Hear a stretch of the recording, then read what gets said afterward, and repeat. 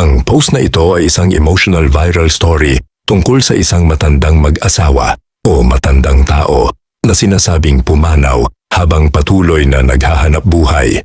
Sinasabi ng post na may isang matanda, tinawag na dad, na biglang nahilo habang nagtatrabaho. Bumagsak siya at hindi na naisalba. Wala umano siyang ID kaya mahirap agad mahanap ang kanyang pamilya.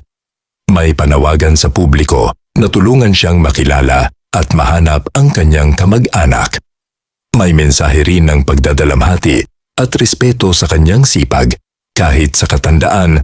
Ano ang mensahe ng post? Pagpapakita ng hirap ng ilang matatanda na kailangan pang magtrabaho kahit matanda na. Paalala na magdala ng ID o emergency contact. Panawagan ng pakikiramay at paggalang sa mga pumanaw.